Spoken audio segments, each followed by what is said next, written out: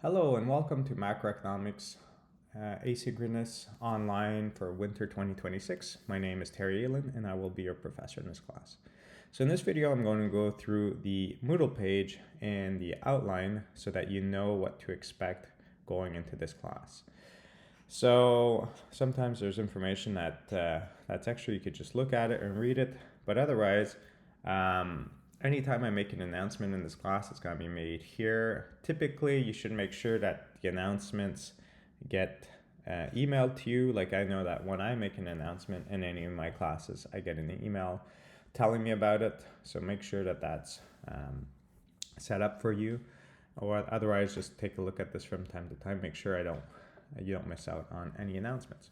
The outline, I'll be going through that in a second. And the Bishop's map here, if you were to click on it, you would have an idea of the Bishop's campus map, but you would have the building that I am in, my office is in, would be circled on it. So going through the outline, my name's Terry Elan. The office is in Cormier Center, that building that's circled in room 201. Office hours are by appointment, so the best way to reach me is by email to set up any kind of appointment because I receive those rapidly. Whereas phone calls, like I don't really check my my voicemail, so make sure that you send me an email. The phone should only be used to see if I'm in my office at that moment, but otherwise don't leave a message. And then afterwards, we could set up a meeting either in person or on Teams or just a chat on Teams. So just let me know. So if I'm on Teams, I will see a message that you write me there rapidly. If you send me a message and the application is not open, it takes an hour before I get an email telling me that I received the message. So that's why emails are more direct. Macroeconomics is really what we think about when we think about the economy. So if I tell someone that I teach economics, they always think about macroeconomics, which is how the economy is doing, like GDP, inflation, unemployment, exchange rates, and whatnot are all the big things that will be discussed here, like booms, busts, recessions. So interesting class. It's very applicable to what's going on in the world these days. So yeah, interesting information there. And then the textbook to be used is the ManQ textbook. Right now I'm on the 9th edition. If you have an older edition, that's also fine. So yeah, 9th edition for the textbook. The beauty of macroeconomics versus microeconomics is I give you in the Moodle page, I'll give you kind of like assigned questions from the textbook, but with the answers that I give you in a separate file, the question is also there. So if you just scroll down enough to see the question, you don't need the textbook to see what the question is because the different editions have different questions. So just make sure you use the questions from the 9th edition when you do that. The course evaluation is based on your best grade of 2 different options. Those 2 options include quizzes for sure, and then either includes midterm and final or only final. So the quizzes, you need the best 5 of 7 are the ones that will be counted. If you only answer 5, well, those are the 5 that will be counted. And as soon as you answer more than 5 quizzes, well, then only the best 5 will be counted. That will be worth 10% regardless. And those quizzes used to have a set week that you had to write them. This is the first semester that I'm trying to give you guys access for the whole semester so that you can manage your schedule as best as possible for you. The reason I used to give a week is to make sure you guys stay on track. So that's why I kept the normal week that this quiz should be completed on there. But at the end of the day, all quizzes are available till April 13th, which is the first day of final exam at 5 p.m. And the other thing to note is that the midterm and the final exam are held in person. So you will have to be on campus for that. They're during the midterm is during the Gator block, so it shouldn't create any conflict with any other class. But if you can't be there for a reason, well, either you should drop out of this class and take it another moment, or you will automatically resort to the second grading scheme, which will not count the midterm and just count quizzes in the final exam. So it's going to be February 23rd for the midterm during the Gator block, 11:30 to 1 in Hamilton 301. And then the final exam, I don't know the date yet, and no one does ahead of time, so I can't tell you. It's typically in the gym because these are larger classes, but the date can be anywhere in that April 13th to 24th final exam period. And then this kind of segment here gives you a bit of a rundown of like what topics should be covered each of the weeks. So if you want to stay on track, the normal pace of this, if I was teaching it in class, would be this pace. So just make sure that you follow it. So coming back to the Moodle page, you have access to all of my notes in full format or printer friendly format. So full format is 1 slide per page, which is great if you're looking at it on a computer or a phone.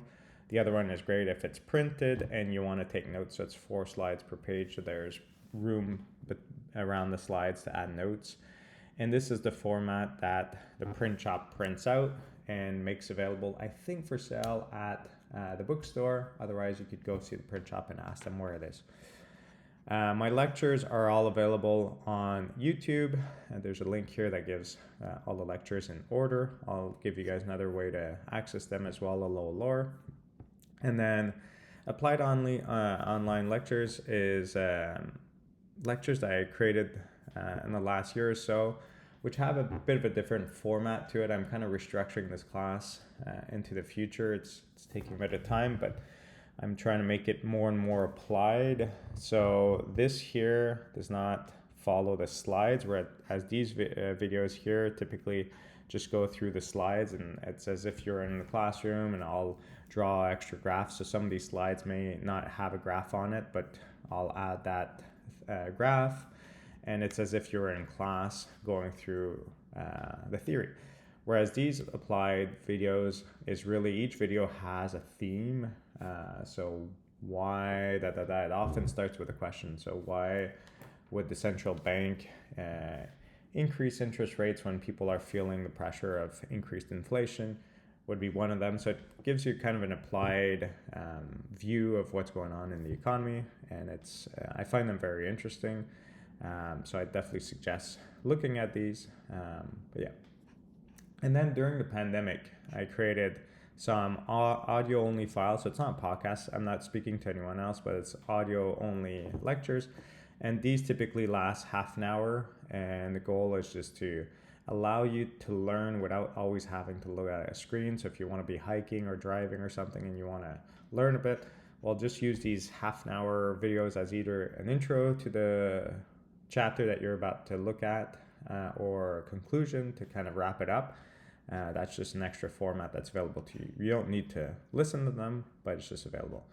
And then you either have a link that gives access to them. The only issue with the link is I think the ordering's a little weird and I can't really change it. So then if you want to just download the files, I gave you the raw files here. And then you have the assigned questions from the textbook and the solutions to those questions. If you have a previous edition, you also have the solutions for that, but typically with this one, you'll be fine. The video I'm creating now that I'm speaking to you is available here. And then this is extra materials if you have not done micro.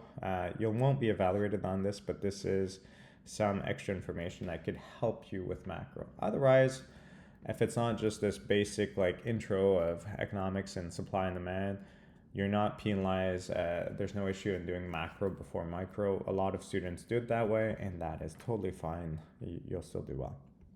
And then each week, I use this kind of drop down format. So you could look at the week, you could close it up. And each of these weeks, essentially these notes that you have are just kind of the subset of the larger file that was available above that included all the notes for the semester. So this is just the chapter 5 notes. And then this is just the week 1 videos, whereas the other link had all the videos. And then, so these things are just repeats, but focus on that specific week. And then this is a practice quiz. So each chapter has a practice quiz, which consists of 5 questions. If you redo them, the ordering might change, but it's the same 5 questions. And then I give you guys practice quiz answers. So if ever there's any of those questions that even after seeing the right answer, you still don't get it or you don't understand the logic, we'll go through my video explanation. So this one's here is really focused on explaining my thought process in answering these quiz questions. And if you understand that, then it's going to really help you for the evaluated quizzes. And then at the end of each week, you might see some articles. Some of them are getting a little older now, but these articles just kind of use articles from the real world that apply to the material from that given week.